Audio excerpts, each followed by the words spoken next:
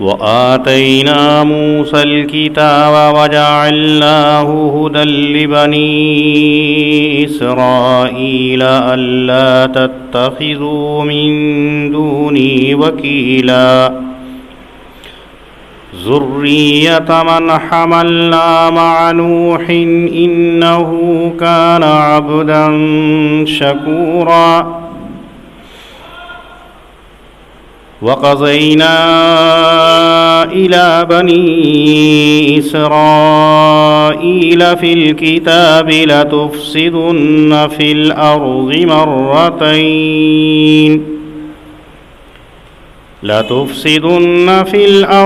مرتين ولتعلن علوا كبيرا فإذا جاء وعد أولاهما بعثنا عليكم عبادا لنا أولي بأس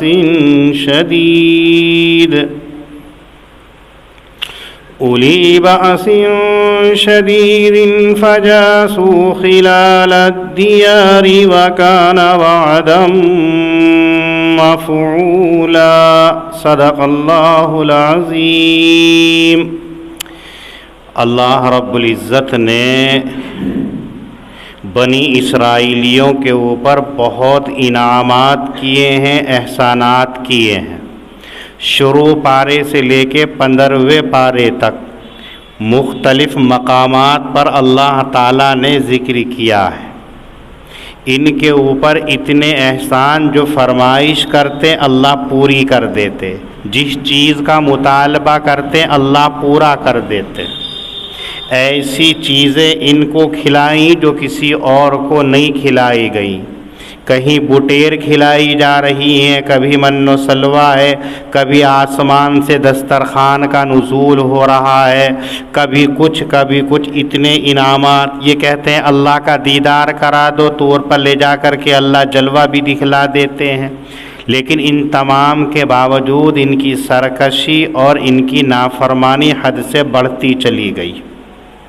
یہاں بھی اللہ رب العزت ان بنی اسرائیل اہل کتاب کے بارے میں فرماتے ہیں کہ ہم نے موسیٰ علیہ السلام کو ایک کتاب عنایت کی جس کا نام تورات ہے، اور اس تورات کتاب کے اندر جو تھا بنی اسرائیل کی رشد و ہدایت کا ذریعہ اس کے اندر رکھا گیا تھا۔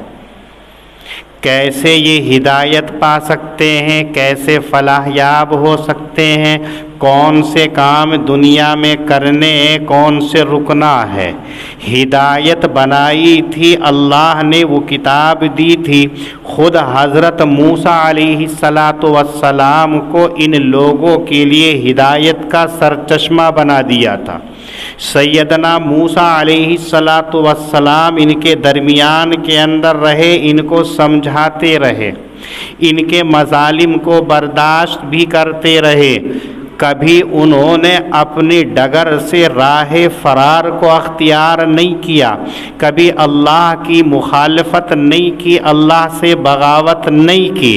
حضرت موسیٰ علیہ السلام کو اللہ نے جس چیز کا مکلف بنایا وہ برابر اس پر پابندی سے عمل کرتے رہے، کبھی اس سے علیحدگی نہیں کی۔ ان لوگوں کے لیے اللہ نے تورات کو بھیجا، انہی لوگوں کی ہدایت کیے اللہ نے موسیٰ علیہ السلام کو بھیجا، اور دونوں کا منشا صرف ایک تھا، اللہ تتخذوا من دونی وکیلا۔ حضرت موسیٰ علیہ السلام کی بعثت کا مقصد بھی اور تورات کو دنیا میں نازل کرنے کا مقصد بھی ایک تھا، اللہ کے سوا کسی کو اپنا کارساز مت بنانا، اللہ کے علاوہ کسی کو اپنا وکیل نہ بنانا، اللہ کے علاوہ کسی اور کو اپنا معبود نہ بنانا۔ یہ حضرت موسیٰ علیہ السلام کی امت کے اوپر اللہ نے لازم کیا تھا۔ یہ دو کام صرف اللہ نے کیے تھے کہ تورات کو ماننا، موسیٰ کو ماننا ہے، اور دونوں کے اندر تمہاری ہدایت اور کامیابی مضمر ہے، پوشیدہ ہے، اور اس میں ایک کام سپرد کیا تھا، بس اللہ تمہارا وکیل ہے، اللہ تمہارا کارساز ہے۔ اور حضرت نبی اکرم صلی اللہ علیہ وسلم کے زمانے کے جو اہل کتاب ہے، قرآن کریم تو انہی کے سامنے نازل ہو رہا ہے۔ حضرت موسیٰ بہت پہلے دنیا میں آئے، حضرت موسیٰ پر تورات بہت پہلے آئی ہے، مخاطب یہود ہیں، اہل کتاب ہیں، جو آقا صلی اللہ علیہ وسلم کے زمانے کے ہیں۔ ان کو اللہ نے کہا ذریت من حملنا مع نوح انہ کان عبدا شکورا، اے وہ لوگوں کہ جن کو ہم نے اولاد بنایا ہے، ان لوگوں کا جن کو نوح کے ساتھ میں کشتی پر سوار کر کے محفوظ کر لیا تھا۔ سب جانتے ہیں کہ حضرت نوح علیہ السلام کے زمانے کے اندر طوفان آیا تھا، بجز چند لوگوں کے 40 افراد تھے یا 80 افراد تھے یا کچھ تھے، ان کے علاوہ تمام کے تمام لوگوں کو اللہ نے غرقاب کر دیا تھا، تمام کے تمام لوگوں کو اللہ نے ہلاک کر دیا تھا۔ سب جانتے ہیں، اہل کتاب بھی جانتے ہیں، یہود بھی جانتے ہیں، نصارہ بھی جانتے ہیں، قرآن کریم بھی کہتا ہے یہ ساری چیزیں، لیکن اللہ نے چند لوگوں کو جس میں 40 یا 80 یا کچھ افراد تھے ان کو پوری دنیا کے اندر بچایا، اور ان کی ذریت کو پھیلا کر کے نبی اکرم صلی اللہ علیہ وسلم کے زمانے تک بھی ان کو باقی رکھا۔ جو اپنے آپ کو اہل کتاب کہتے ہیں، جو اپنے آپ کو سیدنا موسیٰ علیہ السلام کی ذریت میں کہتے ہیں، ان کو اللہ تعالی مخاطب کر رہے ہیں ذریت من حملنا مع نوح، جو اولادیں ہیں ان کی جن کو ہم نے نوح کے ساتھ میں چڑھایا تھا کشتی کے اوپر۔ اگر ہم اپنے فضل سے، اگر ہم اپنی رحمت سے، اگر ہم اپنی مہربانی سے ان چند لوگوں کو کشتی پر سوار نہ کرتے تو تمہاری پیداوار کہاں سے ہوتی؟ تمہارا وجود دنیا کے اندر کہاں سے ہوتا؟ یہ احسان مانو کہ تمہیں ہم نے پیدا کیا ان لوگوں کو کشتی پر سوار کر کے، اگر وہ ہم نہ کرتے تو سارے کے سارے غرق ہو جاتے، تو تم پھر کہاں سے دنیا کے اندر پیدا ہو سکتے تھے، کہاں سے آ سکتے تھے؟ اپنی کتاب میں دیکھ لو، تورات میں دیکھ لو، انجیل میں دیکھ لو، یہ خود موجود ہے، اس کے باوجود بھی تم محمد صلی اللہ علیہ وسلم کا انکار کر رہے ہو۔ اور حضرت موسیٰ علیہ السلام کیسے تھے؟ انہو کان عبدا شکورا، عبادت کرنے والے تھے اور حق ماننے والے تھے، شکر گزار تھے، نافرمانی کرنے والے نہیں تھے، حق کی فرما برداری کرنے والے تھے، اللہ کی عبادت کرنے والے تھے۔ اے بنی اسرائیل، اہل کتاب، موسیٰ علیہ السلام کے ماننے والوں، اپنی کتاب کے اندر غور کرو، دیکھو تمہیں ہم نے کیسے بچایا اور دنیا کے اندر کیسے پھیلایا۔ دوسری آیت کے اندر اللہ رب العزت فرماتے ہیں وَقَضَيْنَا إِلَى بَنِي إِسْرَائِيلَ فِي الْكِتَابِ، اہل کتاب چونکہ یہود اور نصارہ ہیں، مسلمانوں سے پہلے کتاب جو دی گئی ہے حضرت موسیٰ کے ماننے والوں کو، حضرت عیسیٰ کے ماننے والوں کو دی گئی ہے۔ حضرت موسیٰ کے ماننے والوں کو تورات، حضرت عیسیٰ کے ماننے والوں کو انجیل دی گئی ہے۔ انہی کتابوں کے اندر اللہ نے یہ بات لکھ دی تھی جو قرآن کریم کے اندر اللہ ذکر کر رہے ہیں۔ دو واقعے ذکر کر رہے ہیں یہاں پر کہ دو واقعے ضرور بالضرور ہو کر کے رہیں گے، ہم نے کتاب کے اندر لکھ دیا تھا۔ یہ ایسا ہو کر کے رہے گا۔ ان لوگوں کو پہلے ہی بتلا دیا تھا، جتلا دیا تھا کیا؟ لَتُفْسِدُنَّ فِي الْأَرْضِ مَرَّتَيْن، تم ملک کے اندر یعنی ملک شام کے اندر 2 مرتبہ فساد مچاؤ گے، خرابی کرو گے، جھگڑا کرو گے۔ وَلَا تَعْلُنَّ عُلُوًّا كَبِيرًا، اور تم معمولی سرکشی نہیں کرو گے، بہت بڑی کرو گے، بہت زیادہ نافرمانی کرو گے، بہت زیادہ فتنہ کرو گے، بہت زیادہ فساد کرو گے۔ یہ اللہ فرما رہے ہیں کہ ہم نے ان کی کتاب کے اندر یہ لکھ دیا تھا، تورات میں بھی لکھا ہوا ہے، انجیل میں بھی لکھا ہوا ہے کہ تم 2 مرتبہ نافرمانی کرو گے اور دونوں مرتبہ تمہیں سزا دی جائے گی، دونوں مرتبہ تمہارے اوپر جو ہے عذاب آئے گا، لیکن وہ عذاب کا سبب تمہاری نافرمانی ہوگی، حد سے تجاوز کرنا ہوگا، تب بھی یہ باز نہیں آئے۔ کتاب میں پڑھنے کے باوجود پھر بھی انہوں نے وہ حرکتیں کی ہیں جو رونما ہوئی ہیں۔ یہ 2 واقعے اللہ تعالیٰ یہاں ذکر فرما رہے ہیں۔ کون سے 2 واقعے ہیں؟ اس سلسلے کے اندر کوئی یقین کے ساتھ میں نہیں کہا جا سکتا ہے کہ جو 2 واقعے اللہ نے یہاں ذکر کیے ہیں یہ 2 واقعے کون کون سے ہیں۔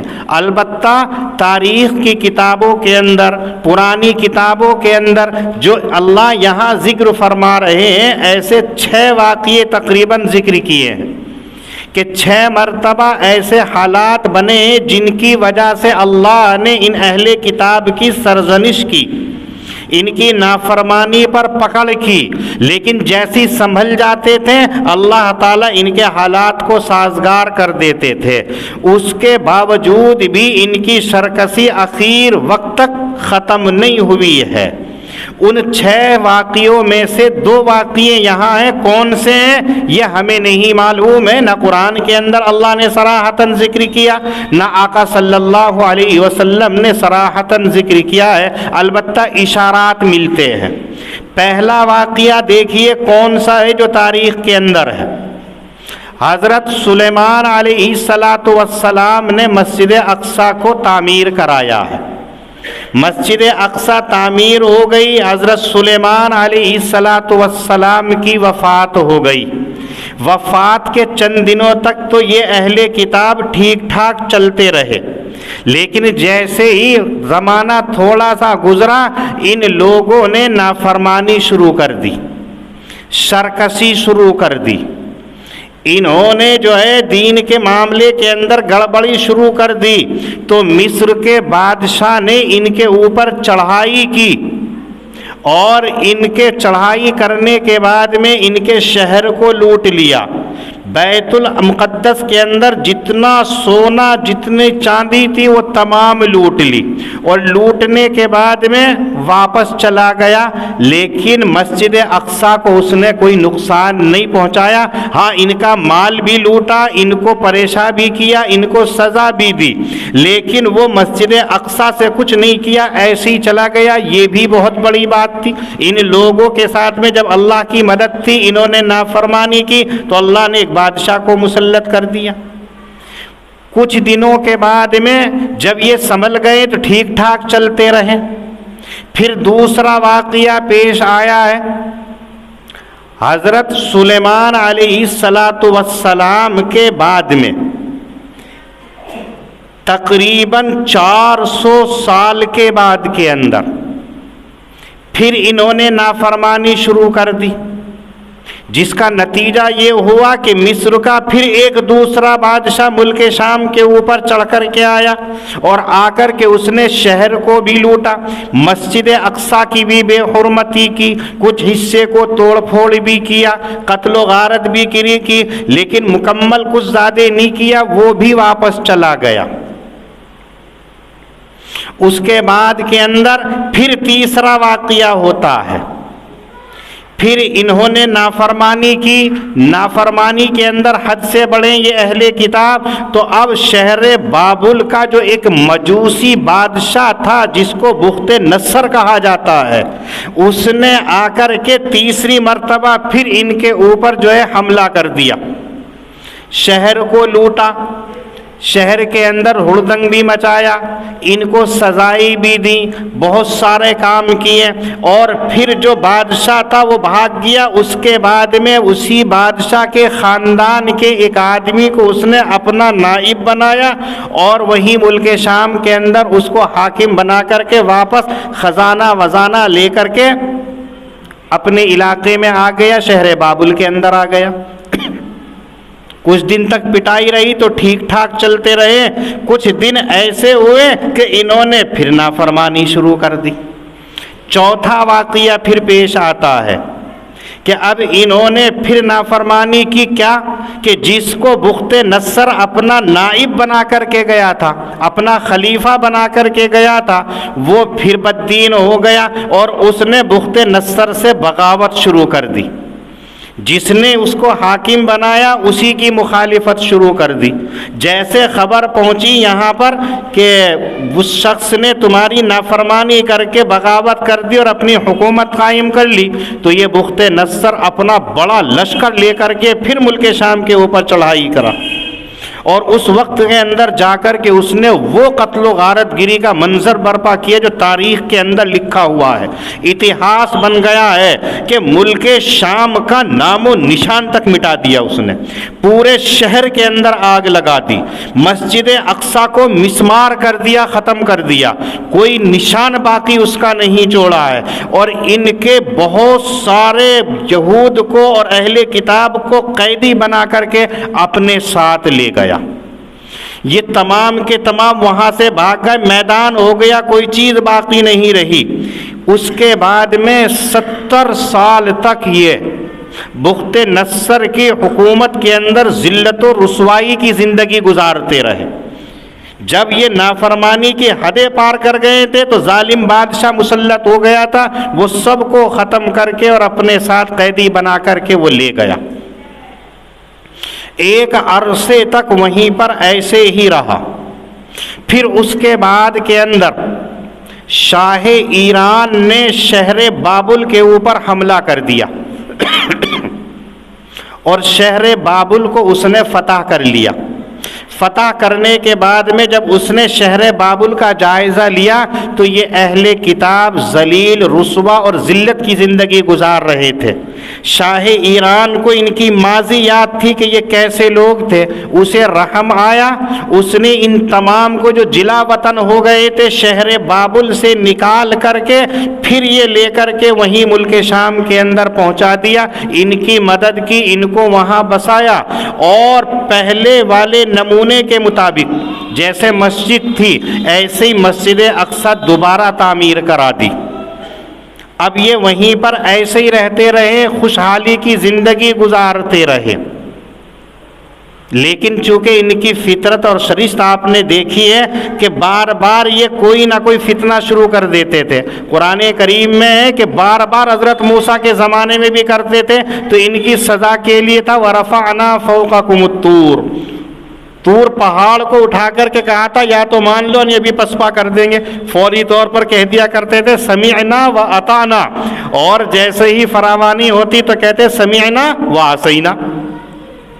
اپنی جبلی فطرت کی وجہ سے کچھ دنوں کے بعد میں پھر انہوں نے نافرمانی شروع کر دی، پھر اپنے راستے سے ہٹ گئے، پھر اپنی ڈگر سے ہٹ گئے۔ تو اس وقت کے اندر اب جو ہے جس نے شہر انطاکیہ آباد کیا تھا اس بادشاہ نے آ کر کے پھر چڑھائی کر دی، اور چڑھائی کرنے کے بعد میں ان کو خوب لوٹا گیا، خوب ان کے مالوں کو لوٹا، اور اس کے بعد میں مسجد کو تو اس نے نقصان نہیں پہنچایا، 40,000 کو قیدی کر لیا اور 40,000 کو مار کر کے ختم کر دیا، سب سامان لوٹ کر کے لے گیا۔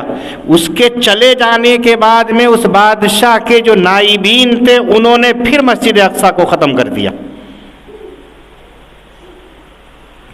یہ واقعہ پیش آیا ہے حضرت عیسیٰ علیہ السلام کی پیدائش سے 170 سال پہلے۔ پھر پھر اس کے بعد کے اندر انہوں نے معافی تلافی اللہ سے کی، اللہ نے پھر ان کو جو ہے خوشحالی سے نوازا، پھر اس کے بعد کے اندر یہ ٹھیک ٹھاک ہوئے ہیں، تو حضرت عیسیٰ علیہ السلام کی پیدائش سے 8 سال پہلے پھر مسجد اقصیٰ کی دوبارہ تعمیر کی گئی، پھر اس کو آباد کیا گیا، بنایا گیا، پھر یہ رہتے رہے۔ اس کے بعد کے اندر حضرت عیسیٰ علیہ السلام پیدا ہو گئے، حضرت عیسیٰ علیہ السلام دنیا کے اندر رہے، پھر اس کے بعد میں اللہ رب العزت نے حضرت عیسیٰ علیہ السلام کو آسمان پر اٹھا لیا، آسمان پر بلا لیا۔ حضرت عیسیٰ علیہ السلام کے آسمان پر چلے جانے کے بعد میں پھر حرکت میں آ گئی، پھر انہوں نے نافرمانی شروع کر دی، پھر انہوں نے اللہ کے راستے کو چھوڑ دیا۔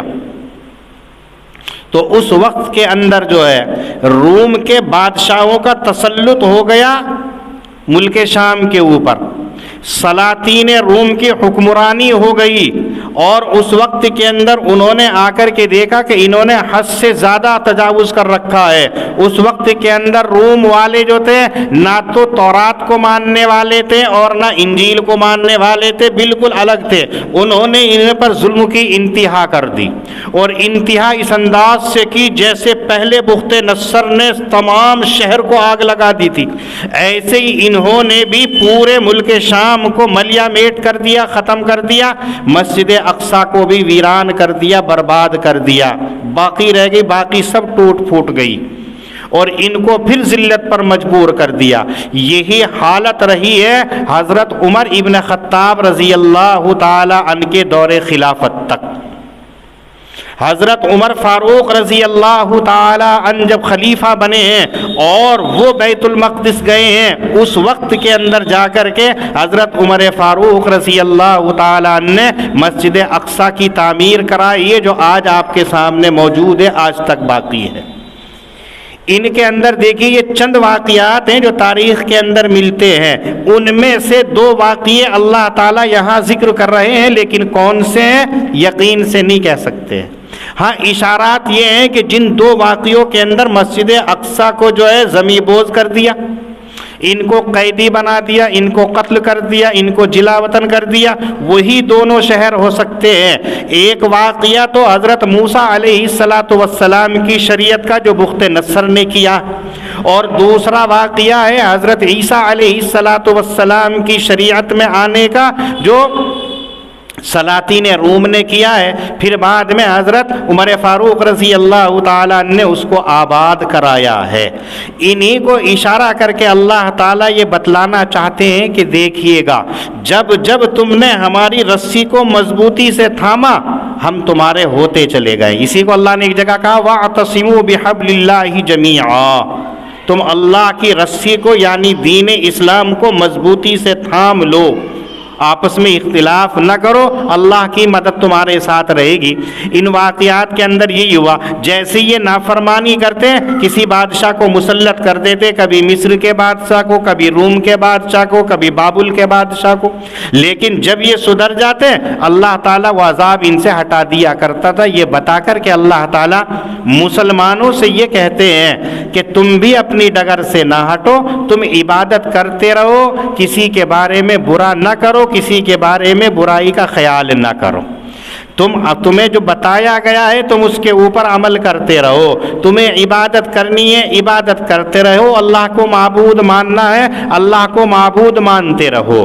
پہلی آیت کریمہ میں اللہ تعالیٰ فرماتے ہیں جب اللہ کا وعدہ آیا تو اللہ نے اپنے بندوں کو تمہارے اوپر مسلط کر دیا۔ اہل کتاب سے کہتے ہیں کہ ہم نے سخت ترین لڑائی کرنے والے لوگوں کو تمہارے اوپر مسلط کر دیا، اور وہ پورے شہر کے اندر پھیل گئے۔ وَكَانَ وَعْدًا مَفْعُولًا، اور یہ اللہ کا وعدہ ہو کر کے رہنا تھا، یہ اللہ نے ان کی کتاب تورات کے اندر لکھ دیا تھا، پھر بھی انہوں نے اس کے خلاف کیا تو یہ واقعہ ہو کر کے رہا۔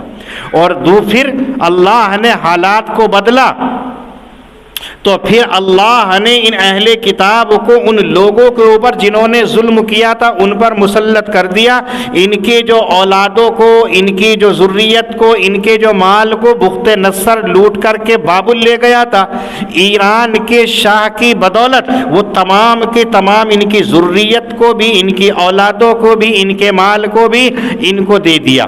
وَجَعَلْنَاكُمْ أَكْثَرَ نَفِيرًا، اور ان کے لشکر کے اندر اضافہ بھی کر دیا۔ یہ کب ہے؟